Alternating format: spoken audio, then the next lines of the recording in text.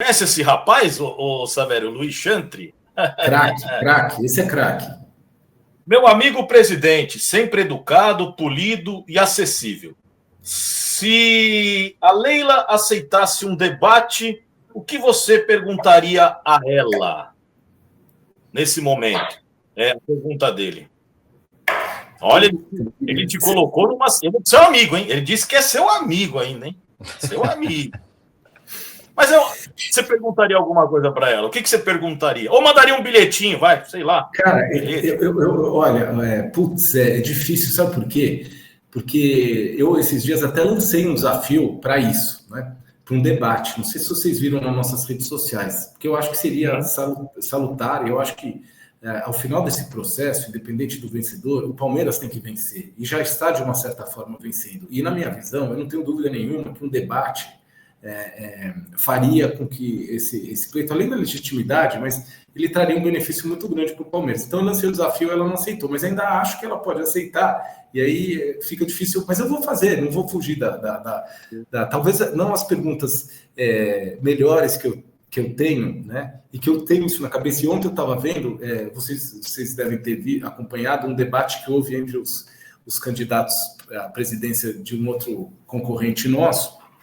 E até falei, pô, não é possível que mesmo com esse clamor, ela não aceite meu desafio, né? Quem sabe amanhã ou depois isso muda e a gente até sexta-feira, sábado, faça. Então, algumas eu tenho que guardar. Mas uma coisa que eu perguntaria para ela, imediatamente era, por que a senhora continua com 140 diretores e por que, entre os assessores especiais da presidência, nós temos 44 nomes, dentre esses 44 nomes não tem uma mulher. E qual que é a matéria, qual que é a atuação desses 44 assessores especiais da presidência? Porque, assim, eu inclusive, já participei de comitês de auditoria de empresas estatais importantes, acompanhando o metrô de São Paulo, e é natural que existam em grandes corporações e tal, assessores especiais da presidência que vão tratar de assuntos ou fazer interlocução em nome do presidente para algumas matérias, jurídico, financeiro, institucional e tal. Não consigo visualizar por que ter 44.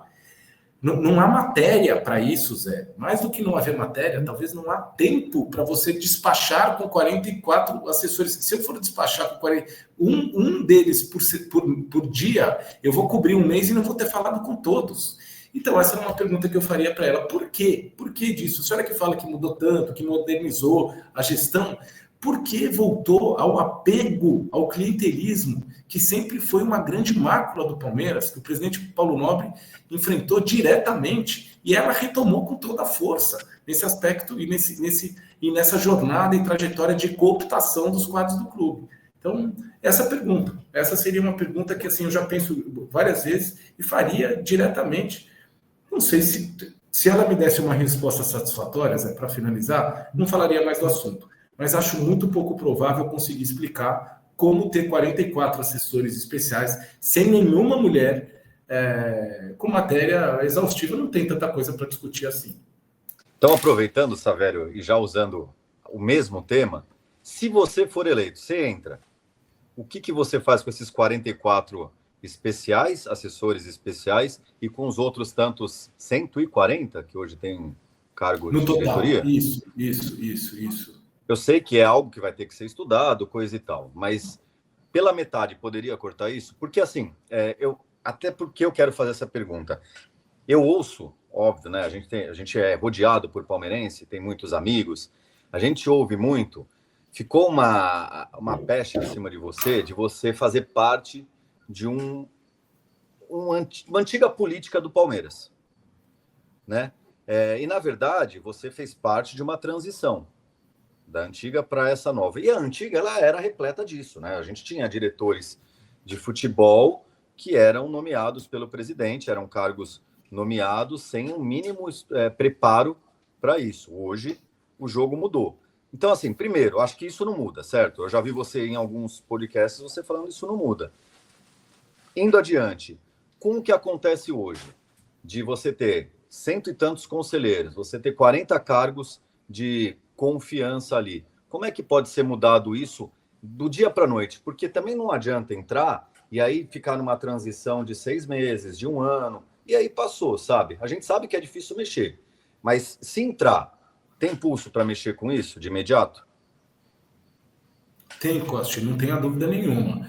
Eu acho assim, é um exagero o que acontece hoje e a nomeação desses cargos é uma prerrogativa do presidente. Ela passa pela aprovação do Conselho de Orientação e Fiscalização, do COF, que a gente tratou agora há pouco, mencionou agora há pouco, mas é o presidente que nomeia. Ele pode nomear 10, 20, 30 ou 150.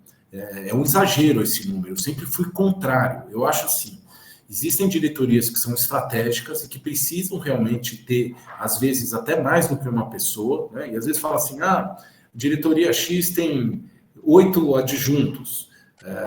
Também não há uma regra. Às vezes precisa ter. Vou te dar um exemplo. A diretoria social, que promove todos os eventos do clube, baile de carnaval, festa junina, tudo. É natural que ele tenha, além do diretor, uns 2 ou 3 adjuntos para cumprir as suas tarefas e as suas funções. Agora, tem de saída muito cargo que tem que cair. Né? Então, quando admitindo a minha vitória, que é o que a gente está trabalhando, a gente espera assumir no dia 16 de dezembro, é natural que a gente vá reduzir isso drasticamente, porque eu preciso ter nas diretorias pessoas que efetivamente colaborem, e não só que estejam lá para ter a carteira, ter a nomeação e mais do que tudo, o que sempre foi o objetivo, contagem de prazo para outros fins, para fins de projetos pessoais, notadamente ser sócio benemérito e depois se tornar vitalício. Isso a gente precisa acabar, né? Aí, a partir algumas diretorias tem que, inclusive, ter quadros profissionais, na minha visão, né? E também eu acho que tem diretorias que o Palmeiras precisa contemplar a possibilidade de criar. Aí, nominadamente, a diretoria de compliance. Hoje qualquer organização, e esse é a ordem do dia. O Palmeiras está ficando para trás nesse cenário. Com relação ao processo político como um todo, sabe, Costi, é interessante você fazer essa pergunta, é importante dizer, porque essas ilações são sempre feitas, né? Nós lá no Palmeiras, eu estou na política, estou no Conselho Deliberativo do Palmeiras há 23 anos. Eu não tenho compromisso com pessoas que falaram que eu tenho compromisso. Eu sempre tive uma independência muito grande. É claro que essa independência é uma conquista, é uma construção. Cada um tem a sua jornada pessoal dentro do clube. Eu entrei, e as minhas primeiras 3 eleições, por exemplo, foram no âmbito da União Verde Branca, da UVB, que hoje é o maior bastião da atual presidente. O maior bastião de apoio dela, hoje, é o grupo. O Vladimir Pescarmona, que hoje é o líder maior, na época que eu fui nas minhas primeiras eleições pelo VB, ele não era a liderança que ele era hoje. Essa liderança ainda era exercida pelo Serafim Del Grande, por outros nomes, né? Então é natural que seja assim. Eu, por exemplo, nunca fui eleito, até a minha vitalicidade, por exemplo, na chapa do ex-presidente Mustafa Contursi. Nenhuma vez. Já a minha adversária, ela só existe politicamente no clube por causa de uma declaração do presidente Mustafa Contursi.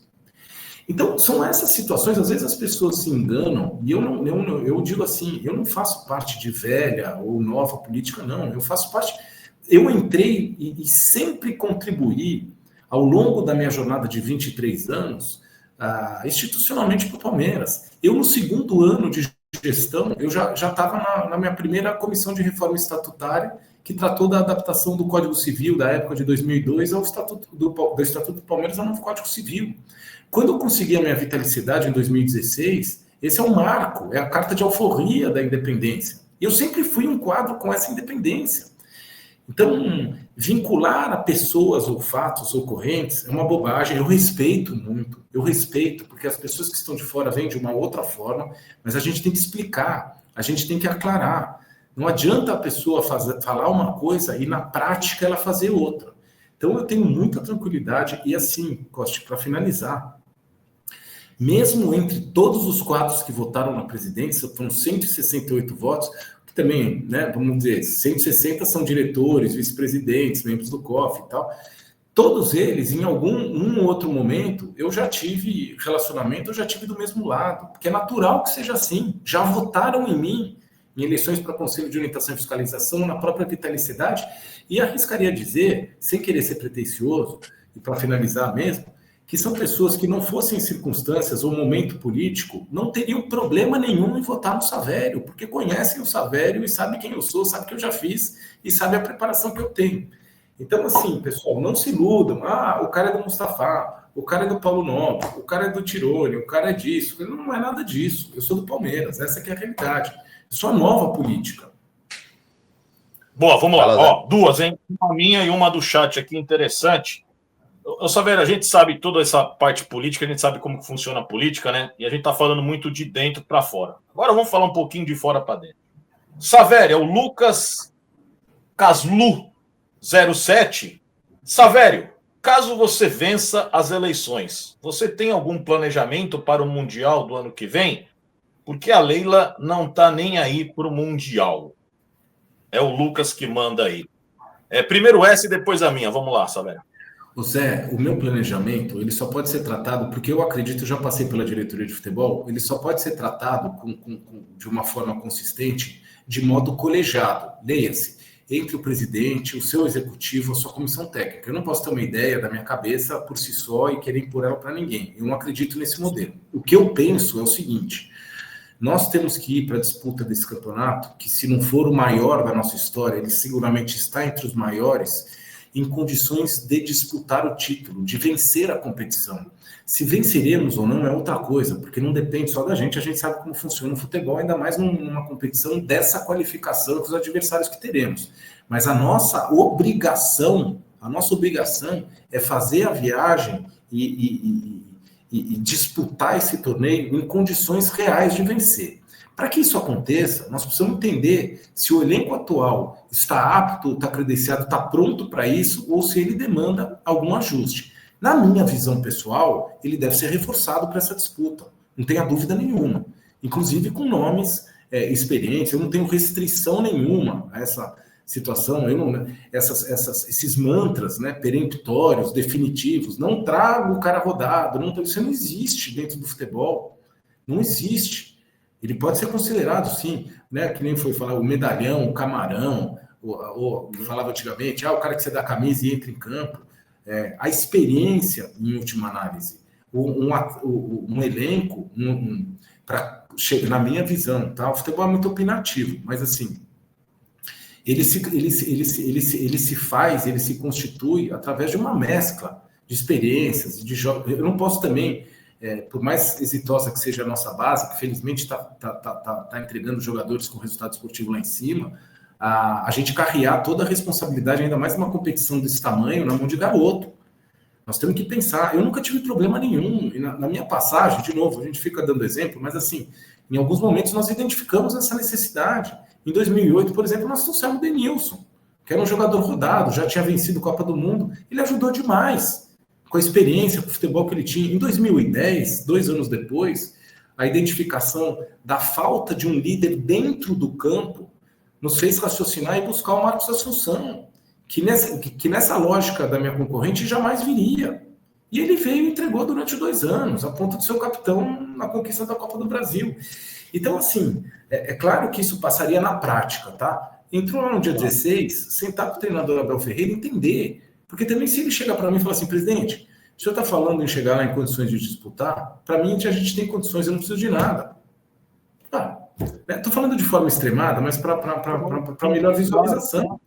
Pode acontecer. Não acredito que seja isso. Então, agora, se ele falar assim, preciso de ajuste, eu não vou poupar esforços para fazer esses ajustes. Né? Até porque eu sei, seguramente, que nós teremos condições financeiras melhores, né? Dado o próprio contrato de patrocínio, que certamente vai render luvas.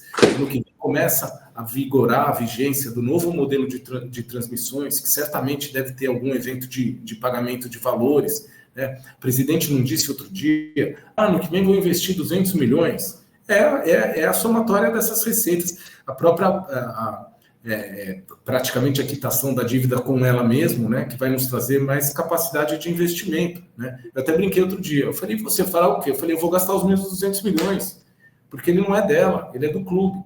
Então, esse é um pouco o que eu penso. Eu acho que a gente tem que chegar em condições, de disputar se vai vencer outra coisa. Acho que a gente precisa de ajuste e não vejo problema nenhum em trazer jogador mais rodado ou menos rodado. Enfim, eu acho que aí eu tenho que suprir primeiro o que o elenco precisa e o que o treinador acha que é necessário naquele momento.